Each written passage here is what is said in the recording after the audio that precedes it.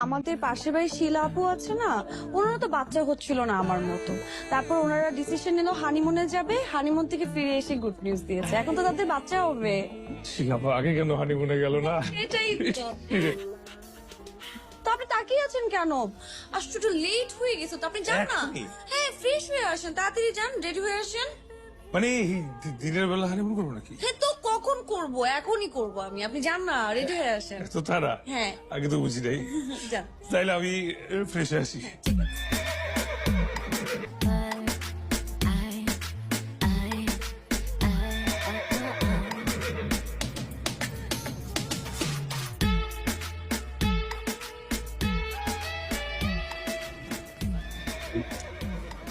কোথায়?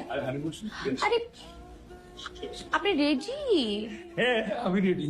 আচ্ছা চলেন না, বিচে যাই এখন। তুমি না বললা হানিমুন করবা এখনই? সেটাই তো, বিচে।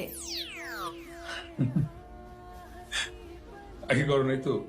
বিচে করা যাবে না এখানে? না, বিচে। বিচে যাবে না, বিচে করা যায় না। আপনি আপনি এখনো ভালো হন নাই, আপনার মাথার মধ্যে এখনো সেই নোংরা চিন্তা ভাবনা।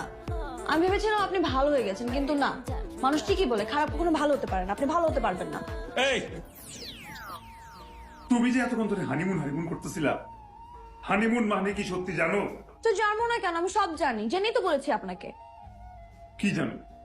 যখন নবদম্পতিরা ফ্যামিলির চোখ ফাঁকি দিয়ে কোনো রোমান্টিক প্লেসে ঘুরতে যাবে, সেটা নামই হচ্ছে হানিমুন।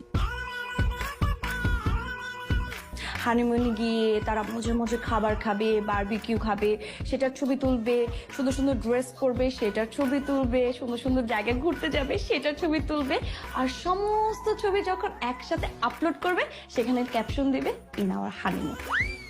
আর রাত হলে দুজন একসাথে দিন দেখবে, এই জন্য এটা নাম হচ্ছে হানিমুন।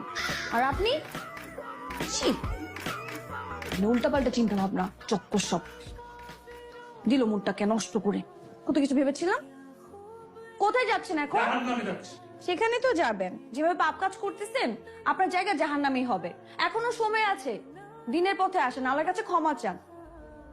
আমি তো যেতে আল্লাহর কাছে, আল্লাহ তো আবার মাফ করে না। মুডটাই নষ্ট করে দিল।